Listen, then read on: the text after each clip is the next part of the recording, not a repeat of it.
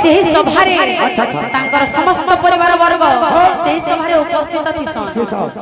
भक्तवृंद समस्त थाई मध्य द्रौपदी को वस्त्रहरण चालू थाई केही भी सहयोग कले नाही जेते बेले केही सहयोग कले नाही सेते बेले से तांकर मन रे स्वयं नारायण श्री कृष्ण को से स्मरण करिछन जेते बेले से स्मरण करिछन सेते बेले श्री कृष्ण काना करछन बाबू काना करछन जिमावे गीतनी के सत्य भामा संगे प्रभु पासा खेलुतिले द्रौपदी रो डाक जाई बाजी लागलो रे बाजी लागलो रे बाजी लागलो रे बाजी लागलो रे बाजी लागलो रे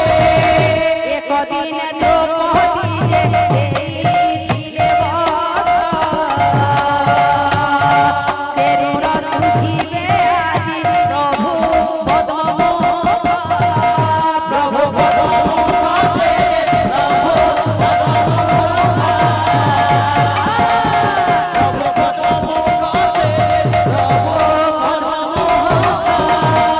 भक्तवृंद दिने काना हेचे गुटे सभारे गुटे पापी के जेते बेले स्वयं नारायण श्री कृष्ण संहार कला बेला के ताकर सुदर्शन चक्र रे ताकर आंगुरटा कटि जेतिसी जेते बेले से आंगुर कटि जेतिसी सेही सभारे द्रौपदी उपस्थित थिसन तो काना करसन भक्तवृंद ताकर साढ़ीरा बुटा कानीटे चिरी करी श्री कृष्ण को आंगुर रे बांधी देतिसी तो जेते बेले द्रौपदी हानि विपद रे पड़ी छन तो नारायण ताको सहयोग करबा लागि चली आसु छन आके काना छै बाबू काना छै अंतर्यामी नारायण माया धियाई द्रौपदी को कोटि वस्त्र प्रदान करी से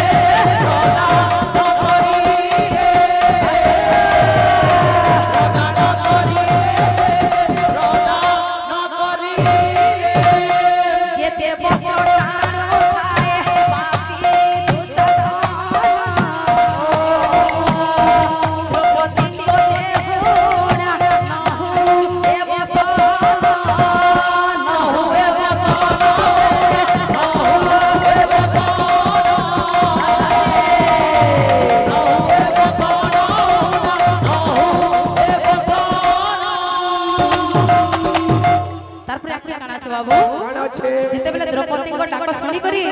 श्री कृष्ण काना करू छ काना करू छ